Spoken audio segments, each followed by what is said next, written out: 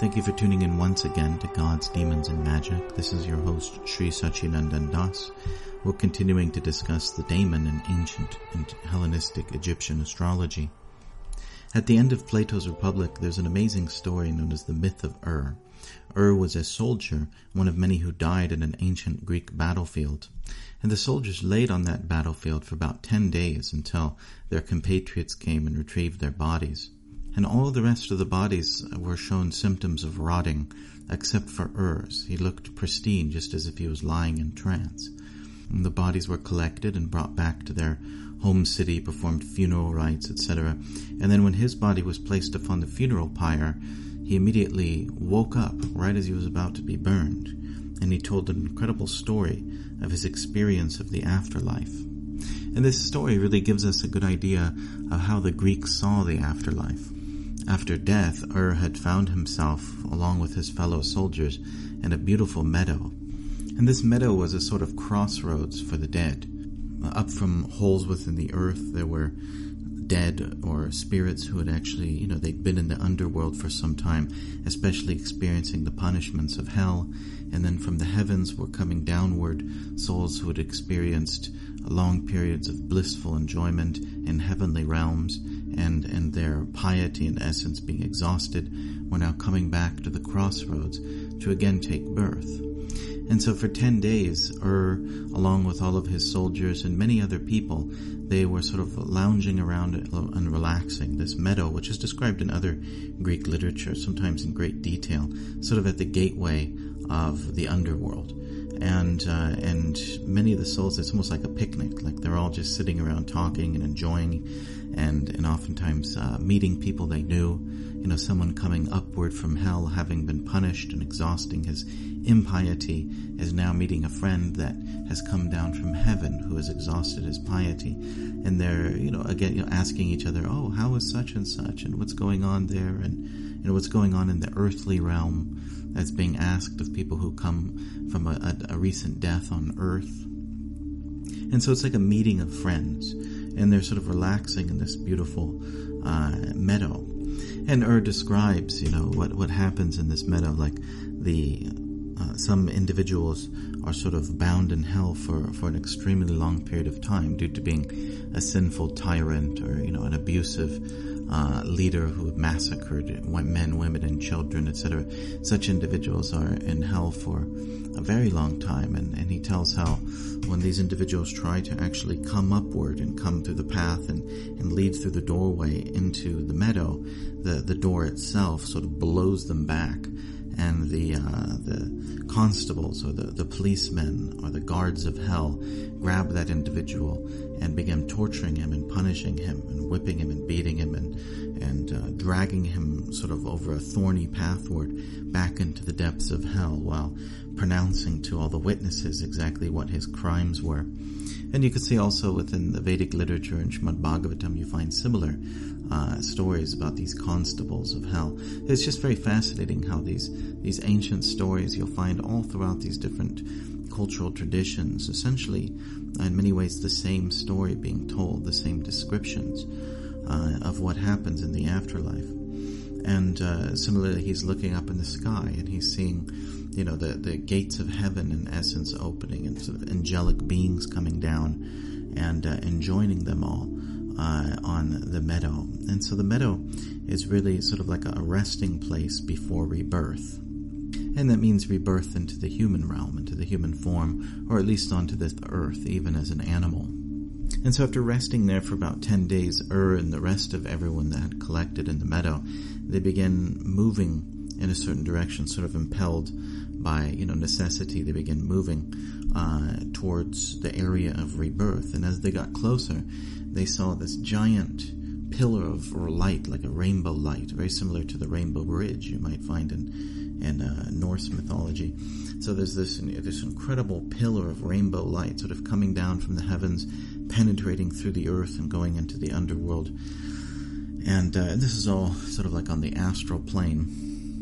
And it takes them another day of travel, and as this big crowd gets closer, this crowd of departed souls gets closer to this giant pillar of light, they can see that it's actually like some kind of woven tapestry It's actually the goddess of necessity is there, and her children, the three fates. And so the three fates are actually weaving the very destiny of all living entities within this rainbow pillar of light. And each of these parts of this rainbow, they correlate to a certain celestial sphere. You have the fixed stars. This is the way that in ancient times, in ancient Greek and in the Mediterranean, they conceived of the cosmos as being a bunch of circular spheres sort of embedded within each other. And the final sphere, you're having the fixed stars, then you have the sphere with the sun embedded within it, almost like a marble in a orb of glass. And you have this sort of giant, powerful sun in one particular orb of glass. Then you have the moon and another orb of glass, which is reflecting the light of the sun. And you have all the other planets in these different celestial spheres. And that the fates, as they're sort of moving on their weaving the tapestry of fate of all the living entities with their spindle, etc., their various tools of weaving, they're actually moving the spheres themselves. So the planets themselves were considered to be the tapestry of the fates. And then the goddess of necessity, the mother of the fates, is actually situated on a throne right there before it. And this is sort of the gateway to rebirth. And something very interesting happens, is that all the crowd of souls prepared to take birth gather around this throne, and then the lots are thrown out. Meaning these are all different births which are, you might say, the cosmos is prepared to create, or ready to create.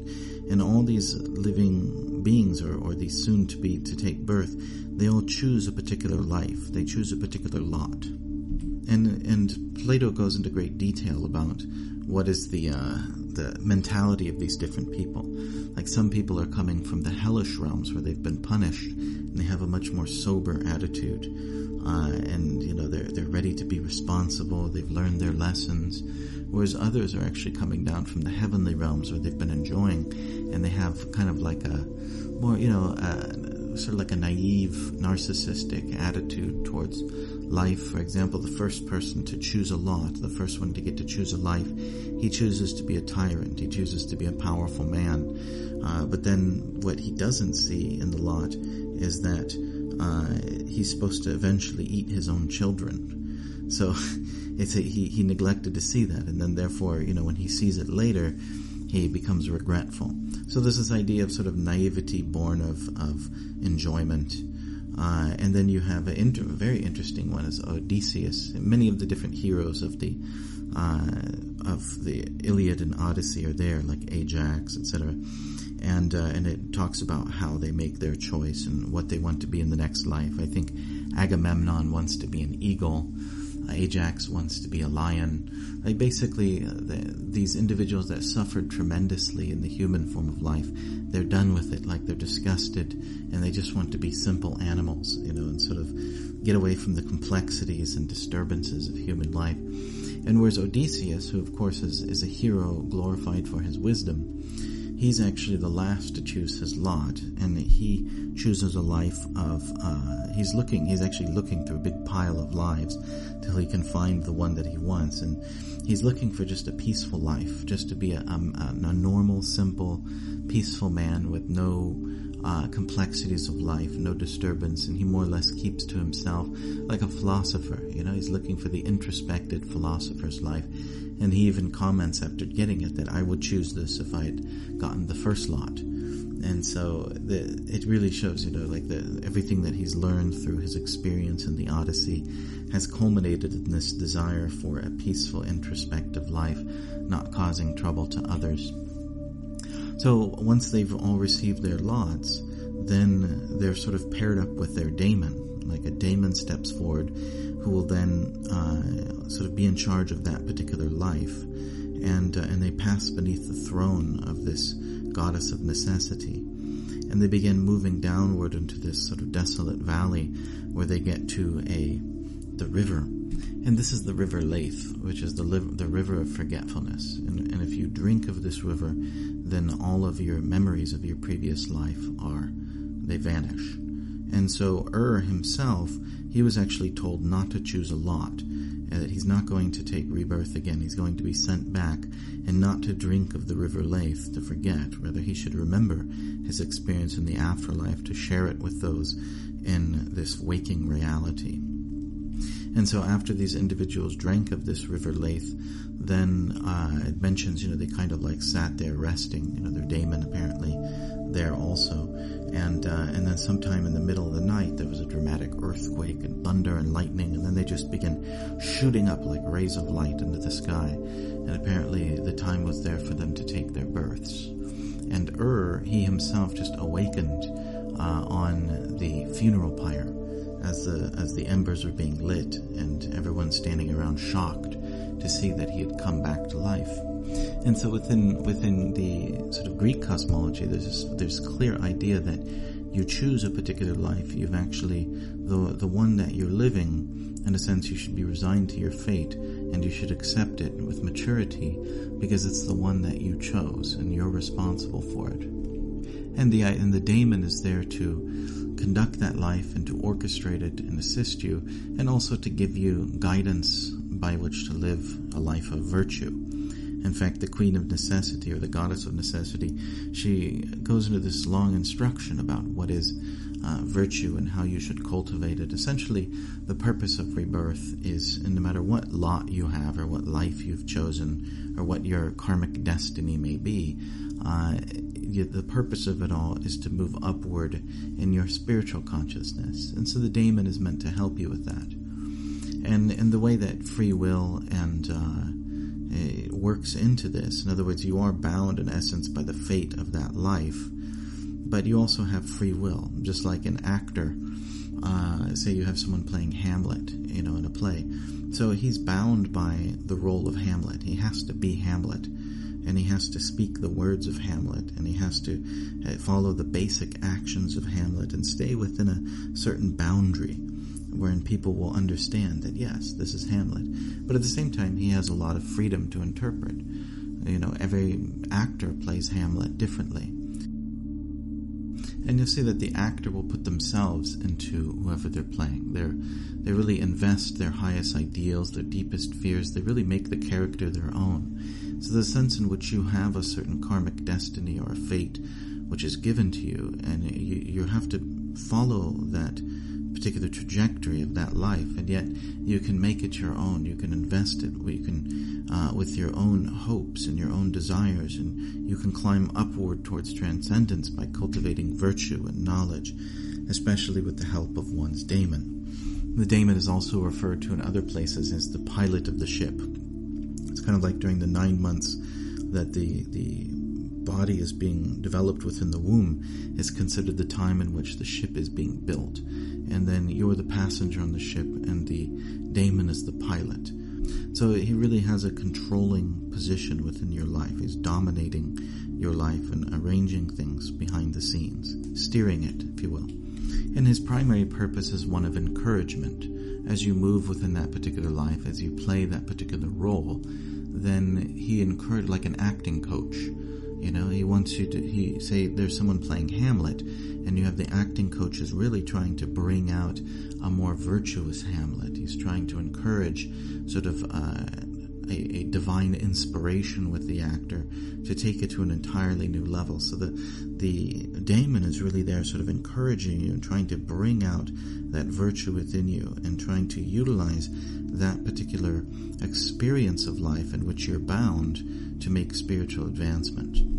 And this particular daemon may stay with you for just that one life, or he may stay with you for many, many lives, depending on the choices you make. So say for example, you're due to be bound in a particular body.